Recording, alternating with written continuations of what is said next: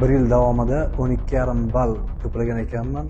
12 ballik sistema borligiga ishonmasdim. 11 nafar haydovchilarga nisbatan 8 balldan 10 ballgacha jarima ballari hisoblandi. Ularning 5 nafari Toshkent shahri, 3 nafari Surxondaryo viloyati, Namangan, Samarqand va Toshkent viloyatidan 1 nafardan haydovchilarni tashkil etadi. 1 yil davomida 12,5 ball to'plagan ekanman. 12 ballik sistema borligiga ishonmasdim. Yo'l harakat xavfsizligi boshqarmasiga chaqirishdi.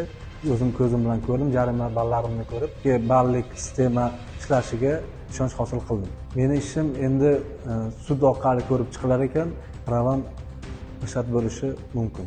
Boshqa haydovchilarga tavsiyam shuki, yo'l qoidalariga amal qilgan holatda haydashsa yaxshi.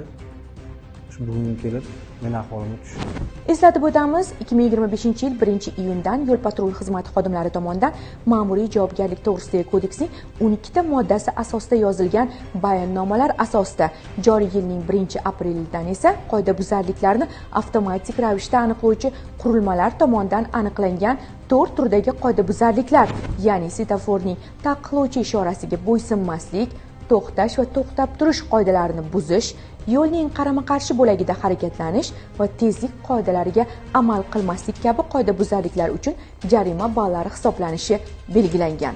Jarima ballari 8 ballga yetganda haydovchi mobil telefoniga kelgan SMS orqali ogohlantiriladi. 12 balldan oshganda esa haydovchilik huquqi sud tartibida bekor qilish belgilangan. Yo'l harakati qoidalariga amal qiling, zero qoidalar siz va sizga qadrli bo'lgan insonlarning hayotini asrash uchun xizmat qiladi.